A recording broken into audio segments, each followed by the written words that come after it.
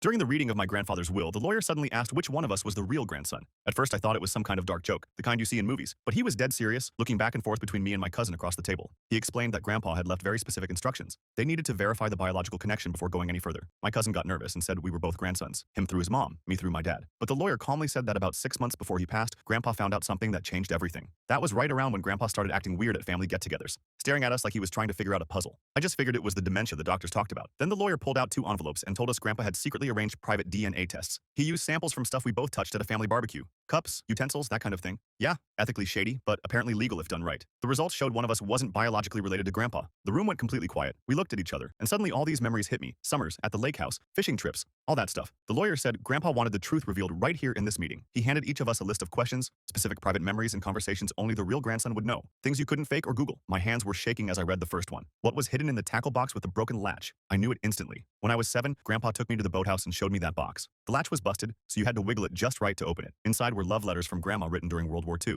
He told me he read them whenever he missed her, even after she was gone, and made me swear to keep it secret because he didn't want to look sentimental. I looked over at my cousin. His face had gone pale. The next question was why Grandpa sold the Chevrolet. I remembered. At 14, Grandpa had this beautiful 1967 Chevrolet Impala that just vanished one day. He told me he sold it to pay for my dad's rehab after a relapse nobody else knew about. He said the car was just metal, but his son's life was priceless. I wrote my answers with shaking hands while my cousin stared at his paper, completely stuck. When the lawyer asked why he couldn't answer, he said those weren't things Grandpa would have shared with him. Our relationships were different. He didn't spend summers at the lake house, only came around for holidays and big family events. He asked if this was about blood, or just not being the grandson in the ways that actually mattered. Then the lawyer gave him a letter Grandpa had left. He read it with trembling hands. Grandpa had found out through online genealogy research that he wasn't biologically related because of an affair his mom had. But Grandpa made it clear, biology doesn't make family. The DNA test wasn't to cut him out. It was to make sure he understood that Grandpa chose him anyway, and always had. The lawyer confirmed the will split everything equally. This whole thing was Grandpa's stubborn way of teaching us that blood doesn't matter. He was a grandson because Grandpa decided he was, and that never changed how he felt. My cousin broke down sobbing, clutching the letter. The lawyer said Grandpa was too stubborn to let us forget or question it. He wanted us to hear it in a way that would stick. I stood up, hugged my cousin while he cried on my shoulder, and it finally hit me. Grandpa's last lesson was that family isn't about DNA. It's about who shows up and who you choose to love.